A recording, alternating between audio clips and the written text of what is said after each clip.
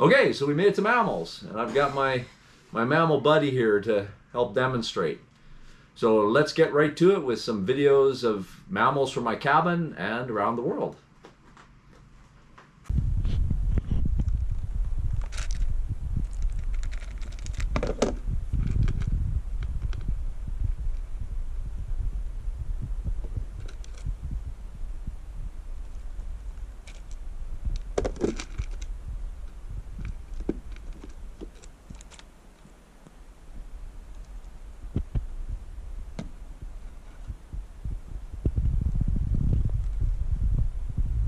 In the winter, of course, it's incredibly cold, and although small things like mice and red squirrels don't hibernate, they need to keep warm in nests that they build. But also, they need lots of fuel to generate the heat. Makes one wonder how an animal that size could ever survive the winter. There's a huge surface to volume constraint against small animals living in cold environments. Things that live in the north, like polar bears, for instance, are quite large. And that's because the larger your mass relative to your surface area, the easier it is to retain the heat that you generate.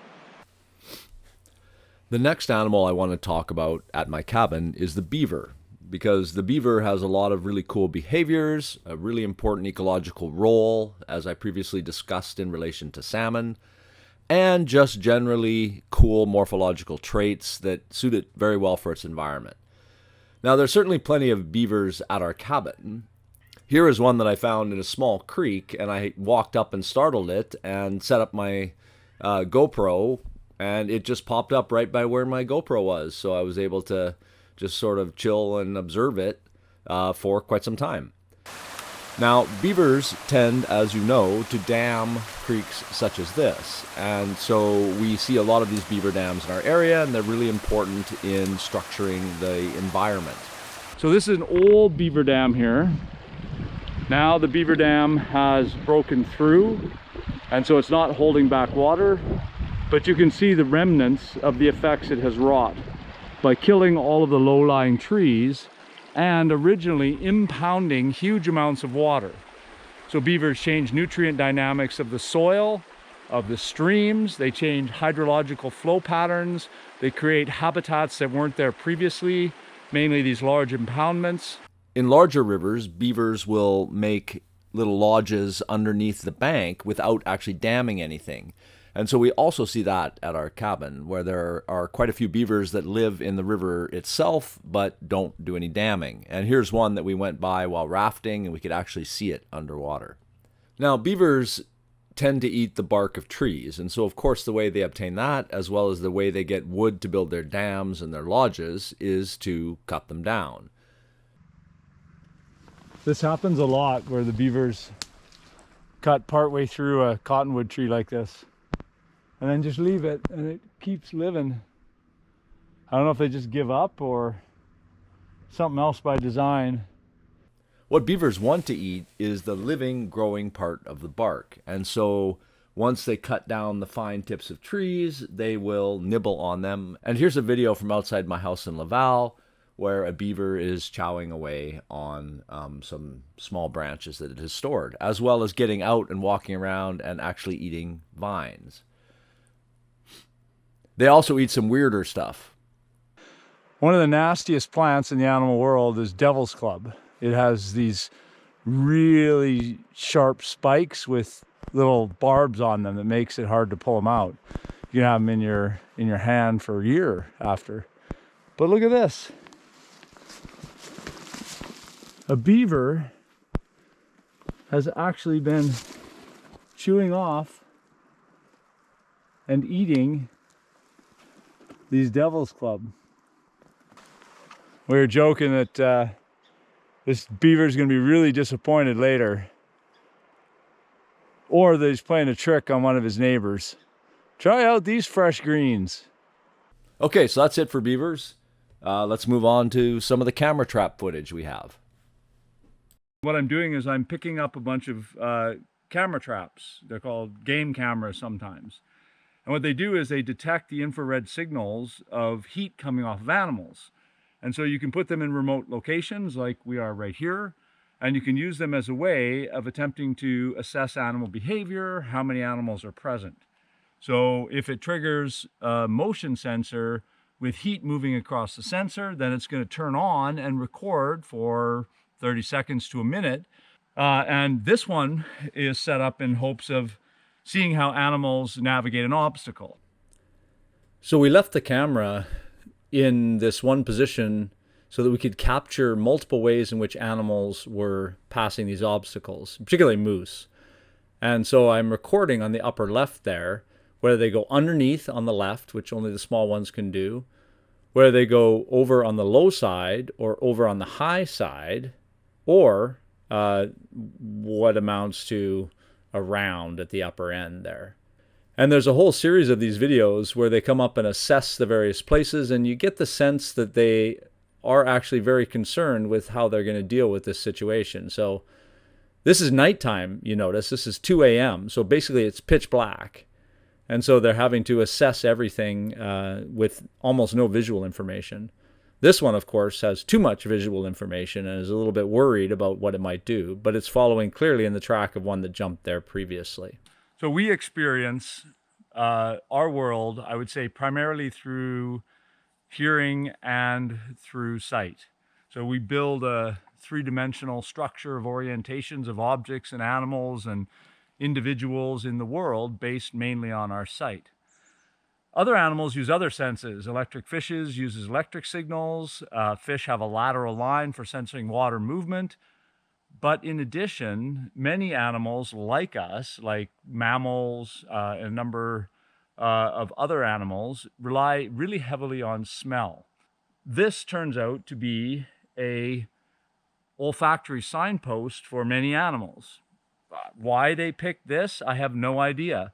But we just see it on our camera trap, which is mounted right over there year after year, that almost every animal stops and smells this bush.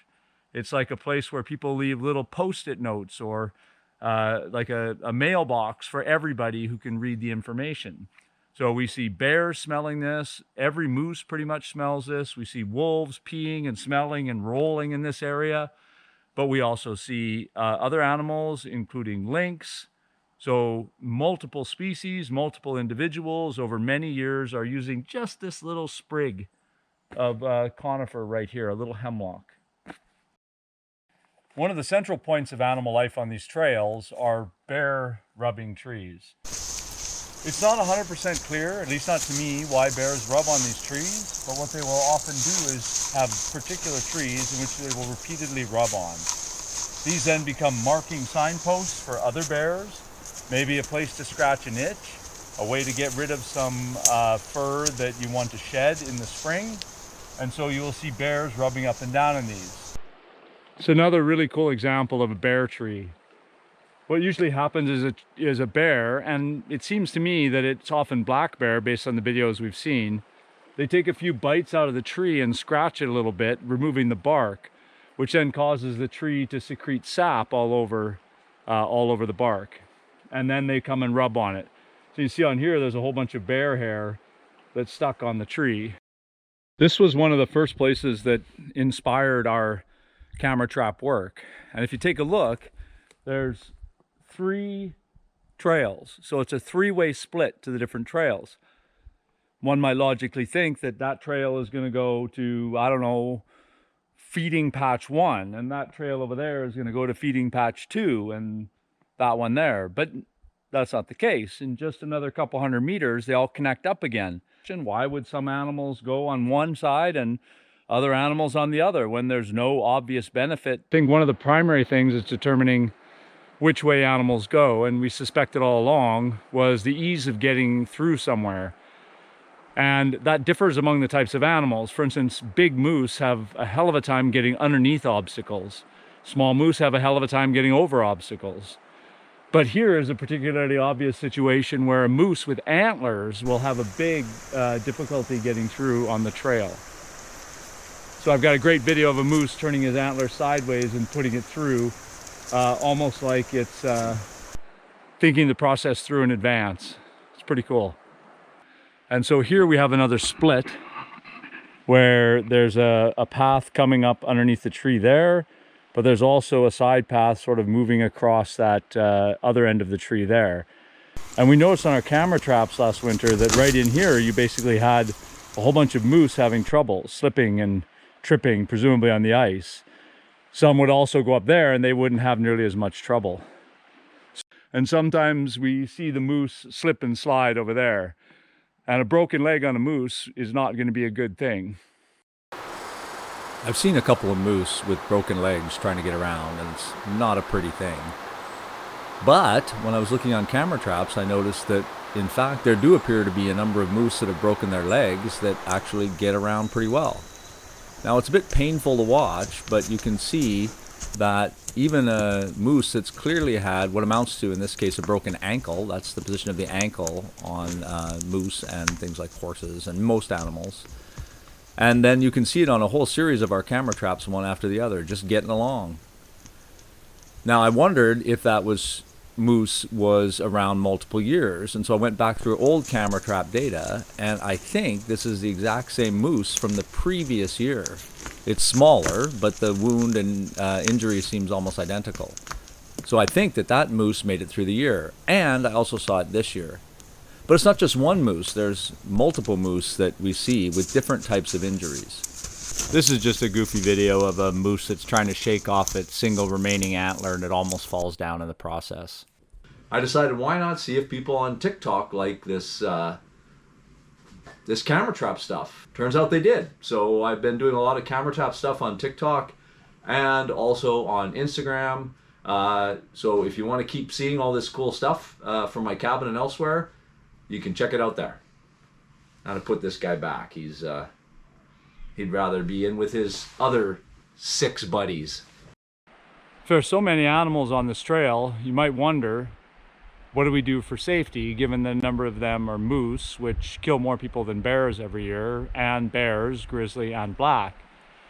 And wolves. Of course, we have nothing to fear from wolves. They just simply don't bother humans. But with moose during the rutting season, when they're mating, they can be really amped up on testosterone and basically kill people.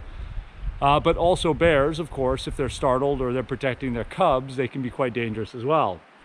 Well, the first thing is that there are actually not that many animals on this trail. It's really only going one way in the fall and the other way in the spring. So we almost never encounter anything on this trail, which is a combination of that and the fact that there are few of them, and also the fact that we tend to make a lot of noise if there's more than 2 people on the trail, or they can smell us coming.